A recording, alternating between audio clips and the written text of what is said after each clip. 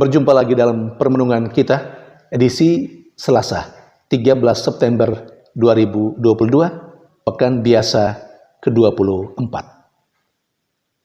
Hari ini, peringatan Santo Yohanes Chrysostomus, seorang uskup dan pujangga gereja. Bacaan-bacaan liturgi hari ini, bacaan yang pertama dari surat pertama Rasul Paulus kepada jemaat di Korintus, bab 12, ayat 12 sampai 14, ayat 27 sampai 31a, dan bacaan Injil dari Injil Lukas, bab 7, ayat 11 sampai 17. Yesus membangkitkan pemuda di Nain. Itu cerita bacaan Injil hari ini.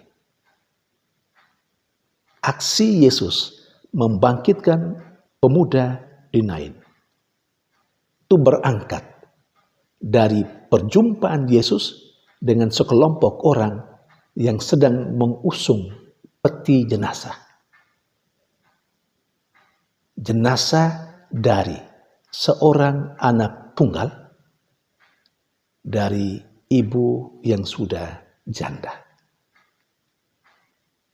Yesus tergerak hatinya oleh belas kasihan. Artinya, Yesus sungguh merasakan penderitaan yang dialami oleh ibu yang janda ini. Dari situ, Yesus tergerak oleh belas kasihan dan membangkitkan anak tunggal ibu janda itu. Saudari dan saudara yang terkasih, orang banyak yang menyaksikan peristiwa ini lalu berkata, seorang nabi besar telah muncul di tengah kita dan Allah mengunjungi umatnya.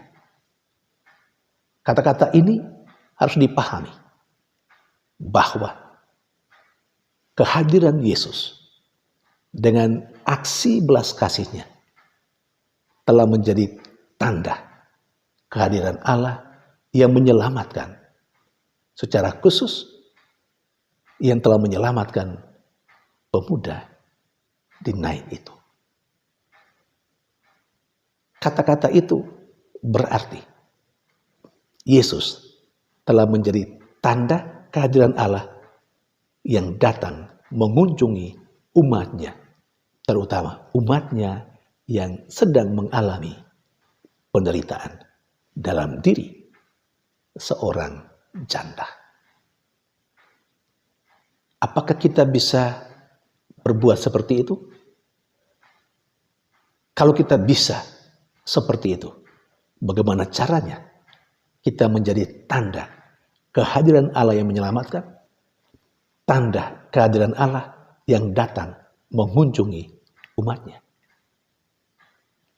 Saudari dan saudara yang terkasih, hari ini peringatan Santo Yohanes Chrysostomus, seorang uskup dan pujangga gereja.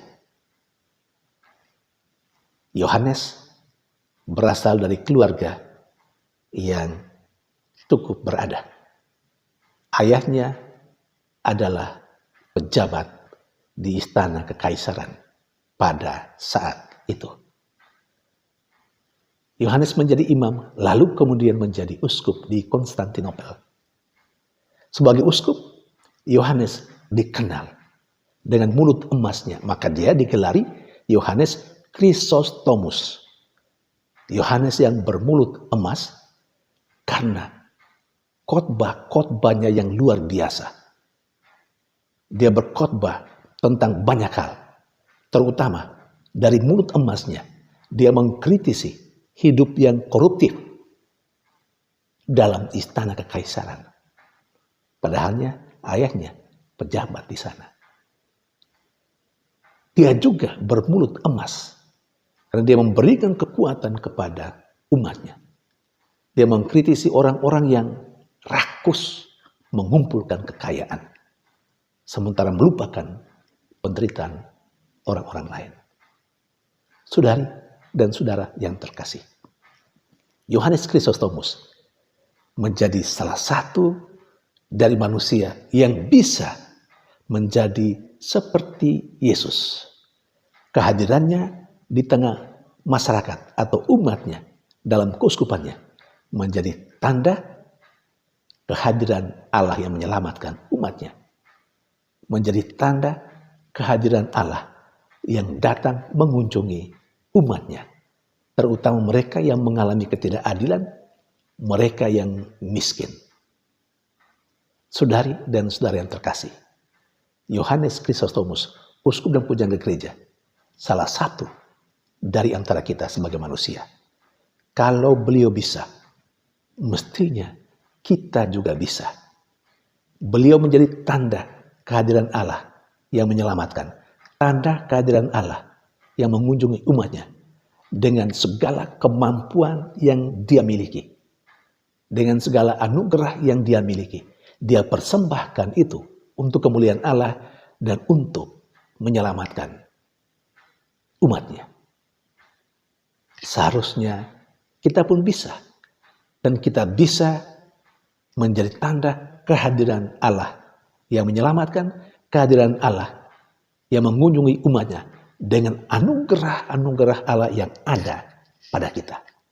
Apa yang dilakukan oleh Santo Yohanes Krisostomus itu persis seperti yang diungkapkan bacaan pertama hari ini. Sebagai uskup, dia adalah satu dengan seluruh umatnya. Karena baik sebagai uskup, Santo Yohanes Krisostomus adalah anggota tubuh Kristus. Ketika umatnya menderita, dia juga sesungguhnya mengalami penderitaan itu. Penderitaan umatnya menjadi penderitaan dirinya. Nah, demikian juga kita harus seperti uskup Santo Yohanes Krisostomus itu. Banyak anugerah yang kita miliki, yang Tuhan berikan kepada kita. Maka anugerah-anugerah itu seharusnya kita hayati, kita pergunakan supaya kita sendiri sama persis seperti uskup Santo Yohanes Krisostomus. Lebih lagi seperti Yesus sendiri, kita harus menjadi tanda kehadiran Allah yang menyelamatkan sesama kita, terutama yang menderita, yang mengalami kesulitan. Kita harus hadir menjadi tanda kehadiran Allah yang datang mengunjungi umatnya. Saudari dan saudara terkasih, kita ditantang sepanjang hidup kita untuk menjadi tanda kehadiran Allah yang mengunjungi umatnya dalam keseharian kita. Tuhan memberkati.